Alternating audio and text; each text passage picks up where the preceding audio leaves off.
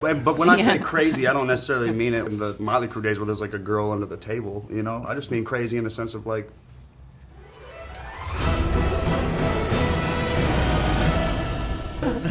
Who's that? First, you want to slate that for me, please? So there's no woman underneath there? No. You didn't hide it? No. There's no women under here? Oh my God. No, we're definitely in a different era, I have to say. So I watched this last night and I was like, oh my God. So when you read about this, what was the most shocking thing that they did that you were like... That they survived, I think. Yeah. They came out of it alive. Yeah, that's pretty crazy. But no, but there are many shocking things. I mean... Phone. Yeah. That part. Didn't make the movie, but... What was that? You know. There were a lot of stories from the Motley Crue from the 80s, even things you just hear, like in New Orleans, you would... you'd be there and you'd meet people that had met them on tour, and we had this great night out with the Motley Crue back in like. So I feel like their legend through different states, sort of just like has kind of been passed down generations. We went to a bar where he was banned from. They were like, "Oh yeah, Nicky Sixx's cool, man. We banned him here in '87 for pulling a switchblade out or some crazy thing." Like, it's cool. Yeah. The fans, they're dying for some anarchy. So let's give it to them. Yeah. So when you first put on your outfits, your wigs and everything, and you looked in the mirror, what was your first reaction when you saw yourself? I think you look particularly attractive in those boots, if you don't mind me saying. Thank you very much. No, it's cool. I mean, whenever you're playing a real person like that and such a big personality, as soon as you put like the hair on and the costumes are amazing, you really get transported to a different place and a different time. So yeah, it just helps you as an actor get into that role and cements you in that mentality. And it was funny that when we were doing the test and Nicky and Tommy came in and they were just like, whoa man, that's like, it must have been crazy for them to see us, you know, like a blast from the past for them, which is cool. So you kind of know the music industry a little bit. Is there anything here that you feel like, oh yeah, this happens still? Is it that crazy? Yeah. Still today is as crazy as it was back in the 80s, do you think? No, but I think the notion of everything, I think like the people being in awe of, I mean, it's the same with any field. I think talent is attractive, and I think desire is attractive when you see other people desiring somebody. I mean, like look at Instagram and the Kardashians and the influence that those people have, you know, like there's like, they're desired and other people want to be, you know. Yeah.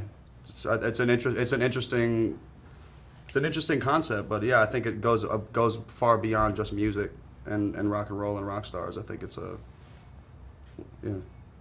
I guess because all of you have fans. Yeah, it's a story of desire. Yeah, yes. Truly, I think. So you kind of recognize this, that everyone wants a piece of you and everyone wants to be around especially you.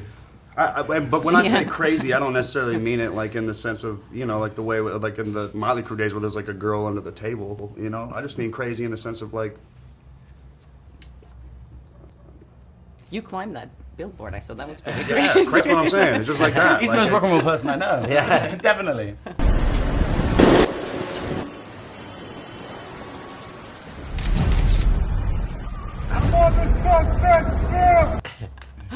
Yeah. That was around here somewhere, right? That was On right the there. sunset. Really? Yeah. You've not seen that video, it's hilarious.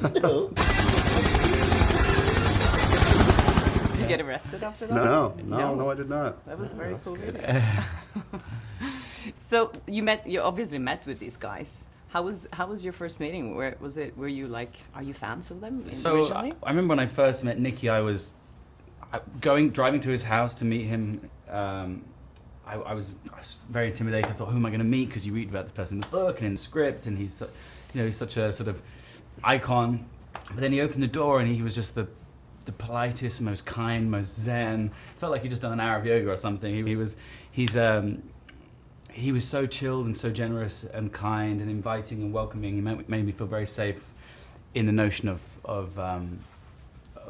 playing him. So yeah, that was nice. Tommy showed me how to smoke a cigarette through my nose. Yeah. So. That's a really good trick to know. Yeah. Made the move. What about too. you, Ian? Yeah.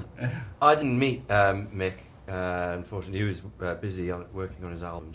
But I spoke to him on the phone, and he was really lovely, and it was kind of a bit scary. But we ended up just talking about amplifiers and guitars and stuff. So it was kind of cool. But that really, you know, sort of sums up who he is, and he's a true musician, and it's great sort of get under the skin of someone who just loved music, and that's what he was all about. And I think he brought that to the band, which they needed, that element of just a real true musician who just wanted to make it in a band.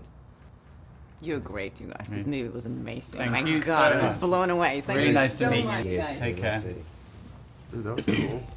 Hi there, thanks for watching my channel. If you like that video, maybe there's other videos you like here on my channel, so please subscribe, share, comment, do whatever you like. Be happy, be nice to people, and I hope I see you again soon. Bye.